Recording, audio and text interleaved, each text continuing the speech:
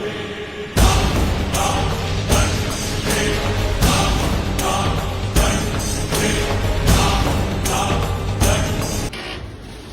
સુરજ ભુવાજી જુનાગઢ ધારા કડીવાળો કેસ 2023 નો આખો કેસ સમજો તમે. અને ઘણી વાર તમે જોવો છો કે આપણી ભારતની અદાલતમાંથી કે ગુનેગારો હોય નિર્દોષ છૂટતા હોય તો તમને પણ આમ થોડુંક અંદરથી થાય કે ભાઈ આવું તો કેમ.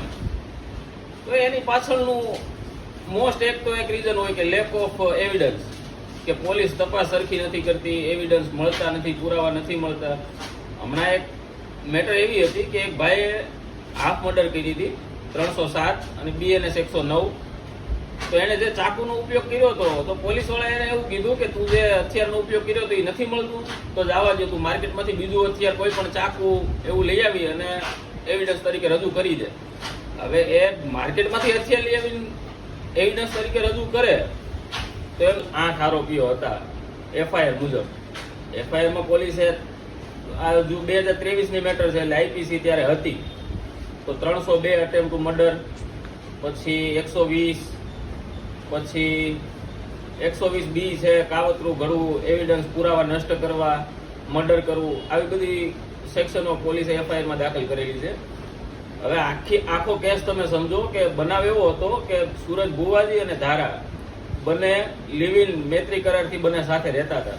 સુરજ ભુવાજી ઓલરેડી લગ્ન થઈ ગયેલા વ્યક્તિ હતા, મેરિડ હતા મતલબમાં. બંને લિવ ઇનમાં રહેતા, તેમાં ધારાની બેને સુરજ ભુવાજી ઉપર દુષ્કર્મનો દાવો દાખલ કર્યો હતો. એના વિરુદ્ધમાં ઉશ્કેરાય અને સુરજ ભુવાજી એક કાવતરું રચ્યું કે ધારાનું મર્ડર કરવું. હવે ધારાને ફોર્સ લાવી અને અમદાવાદ લઈ જવાના બહાને ગાડીમાં આવતા હતા. એક સુમસામ રસ્તો જોયો, ખાલી રસ્તો જોયો, એ ગાડી ઊભી રાખી અને એક મિત કરીને છે જે સહ આરોપી છે, એને ધારાને દુપટ્ટાથી ધારાનું ગળું દબાવ્યું. ધારાનું મૃત્યુ થયું. પછી આ બધા આરોપીઓ મળી અને પેટ્રોલ છાંટીને ધારાની લાશને સળગાવી દીધી, એટલે એવિડન્સ નષ્ટ કરવાનો પ્રયત્ન કર્યો. પછી પાછું એક કાવતરું પણ રચ્યું કે ભાઈ અમે પકડાઈએ નહીં. એના માટે એ લોકોએ શું કર્યું કે ધારાનો જે દુપટ્ટો હતો એના સહ આરોપીએ માથે ઓઢી અને કેમેરા સામો અવારા મતલબ આવ જાવ કરતા એવું કે જેનાથી શું સ્પષ્ટ થાય કે ભાઈ ધારા તો અહીંયાથી નીકળેલી હતી.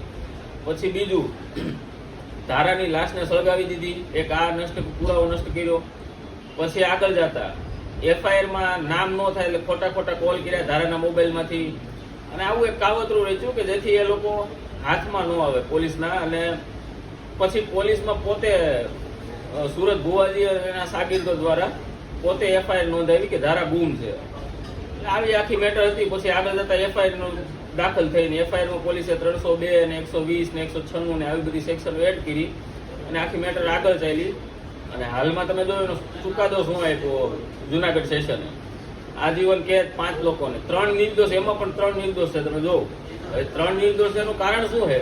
શું એ આરોપમાં નહોતા, હતા પણ લેક ઓફ એવિડન્સ, પુરાવા નથી મળ્યા એના વિરુદ્ધમાં, એટલે નિર્દોષ જાહેર થયા છે. અને 5 જણાને આરોપીઓ જાહેર કરી અને આજીવન કેદની સજા અને 3 વર્ષ એક્સ્ટ્રા સખત કેદ.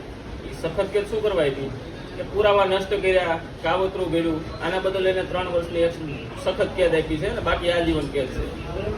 તમે પણ ક્રાઇમમાં ઇન્વોલ્વ ન થાવ, આના પરિણામ સારા નથી તો જોડાયેલા રહો.